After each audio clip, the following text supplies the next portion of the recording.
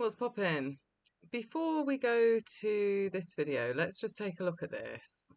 So this is Jamie Shakeshaft looking at Chris Robshaw drinking a glass of red wine at Chateau La Mission Aubryon. And he looks infatuated. And it's creepy to me. To me, it looks creepy and weird. And I think it goes to prove that Peter essentially hired Chris Robshaw as a toy for Jamie. This is just in my view, this is in my opinion. And I know for a fact that, maybe not at Vinex, but if I was spotted and a photograph was taken of me looking at a colleague or a client like this, it would be called into question. And if I was working for a professional company, it wouldn't be published. It would be, why are you ogling your colleague / client or whoever? And I just think it's really embarrassing. But anyway, let's watch this equally embarrassing thing.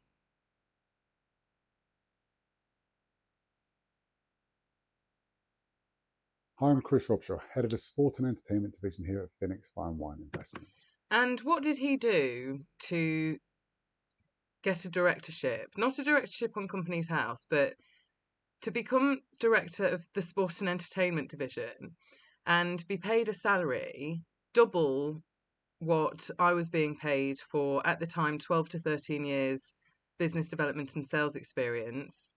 And at the time that he had been hired, I'd spent more than 3 years, I think, in fine wine. So, and he had no experience whatsoever. I allege he barely had a vague interest in fine wine.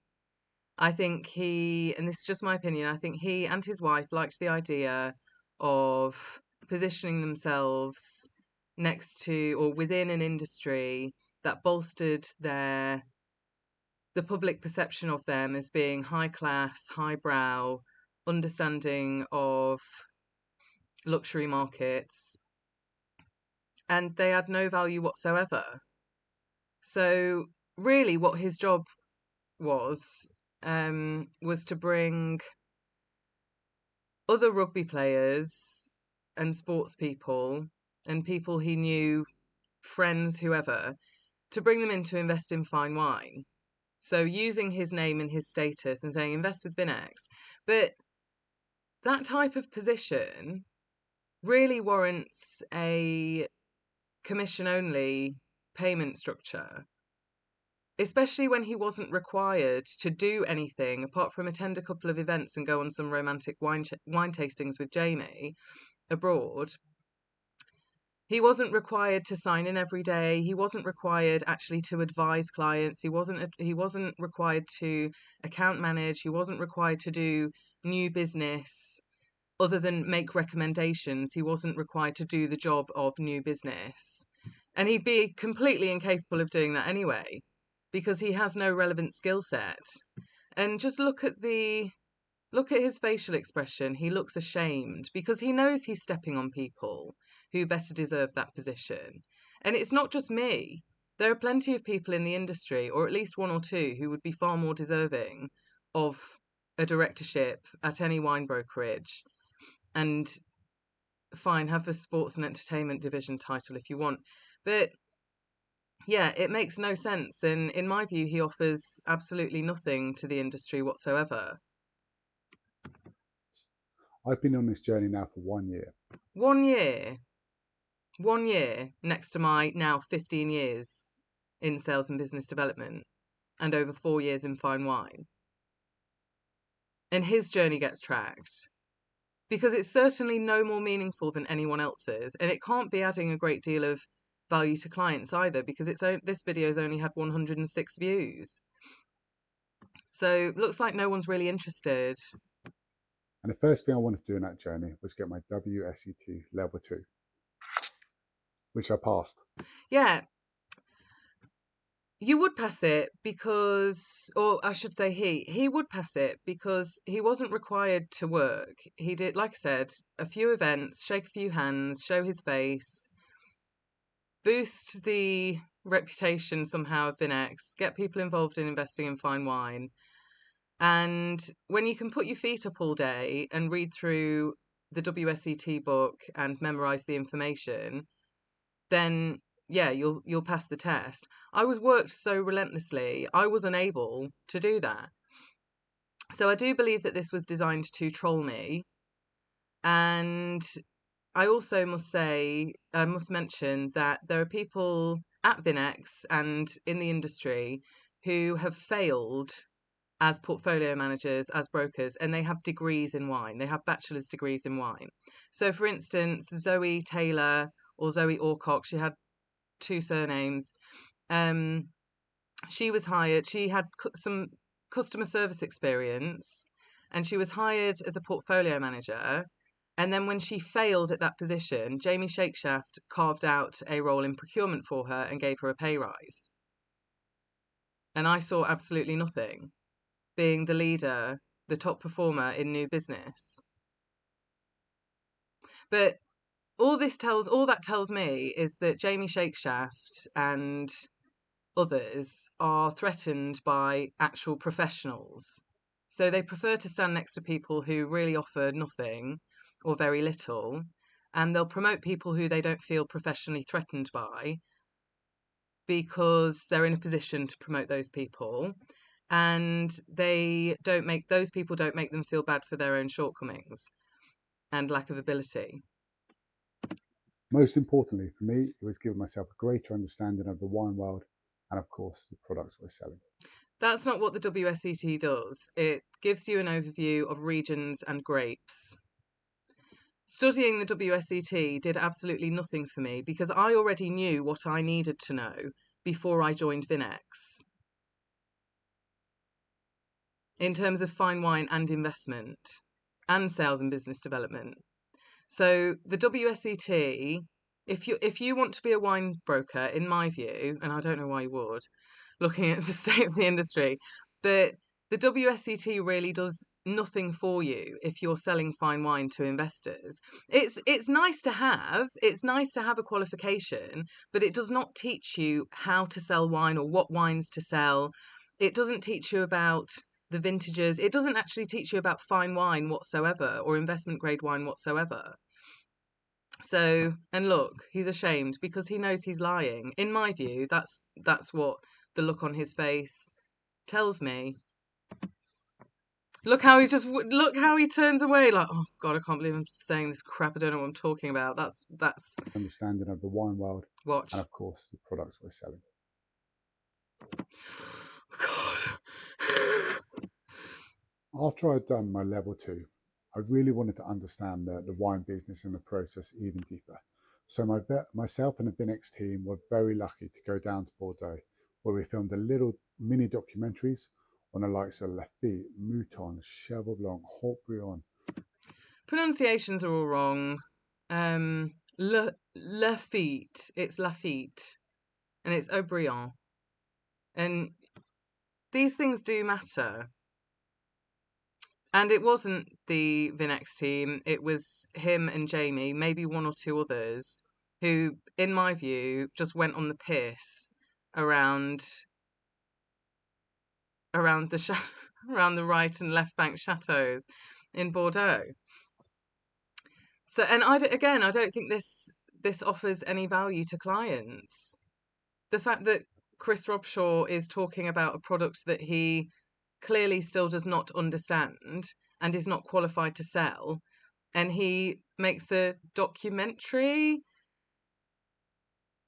and again, they tried this with Austin Healey and it flopped, didn't it, Peter? So I don't know why they bothered to do it again, other than, I mean, it must be that they have no commercial acumen and don't understand the industry that they're in. That's all I can deduce from that. And that's my opinion, and I'm entitled to my opinion. So yeah, no value added whatsoever. Pavi. and actually see the different processes and the different bowel rooms and everything that kind of went involved. Bowel rooms, barrel rooms. That has nothing to do with that. Adds no value to clients whatsoever. If I was picking up the phone to clients talking about barrel rooms and the process of winemaking, I wouldn't make any sales. Oh, it's just so To give myself a greater desperate. understanding. See, he doesn't even believe what he's saying. Just look at his facial expression. To give myself a better understanding. Have a look. And everything that kind of went involved to give myself a greater understanding. Just the look of shame on his face, because he knows, in my view, he knows he's stepping on people far more worthy and far more capable and far more experienced than him and far more deserving of the position that he has taken. And I allege the only reason, and this was in one of my evidence videos as well when I spoke about this, I spoke with someone who knew Camilla and Chris, and she told me that Chris was looking for an opportunity, and I said, and I didn't know who he was at the time. I don't follow rugby. And I said, oh, most of the guys at Vinex are really into rugby. So he would be very much welcome there. And then he elbowed his way in quite easily, because obviously the likes of Jamie Shakeshaft was just impressed because it's his favourite rugby player and whatever, allegedly. And he didn't carve himself out of position.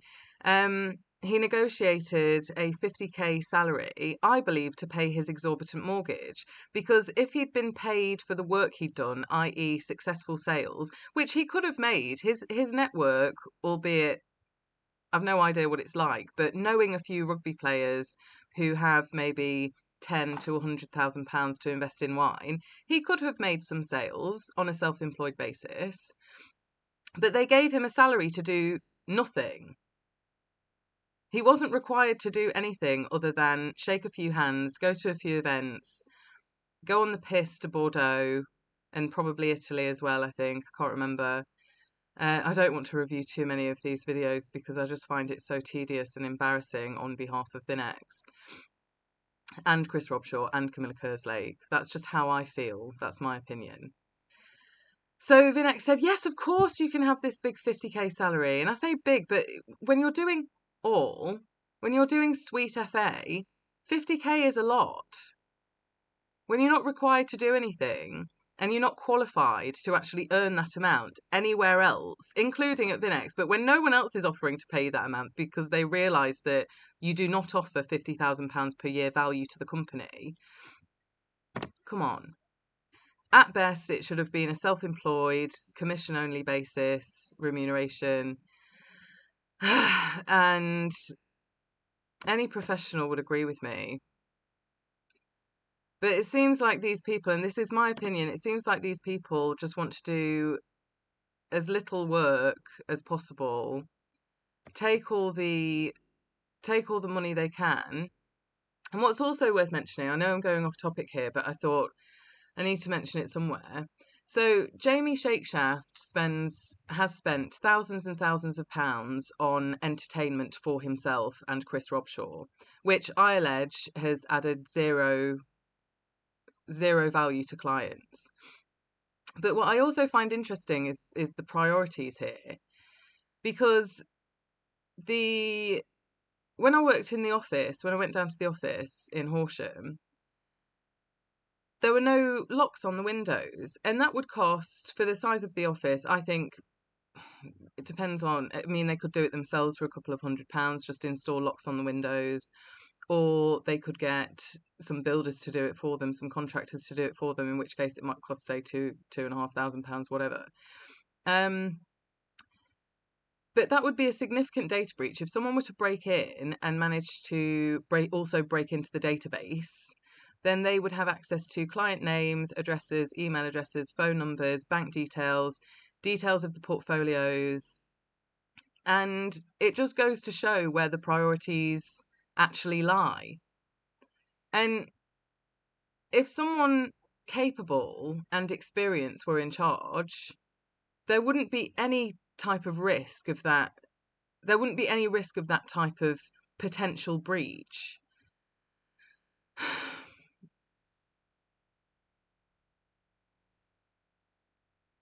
I just find it absolutely pitiful. Thanks for watching.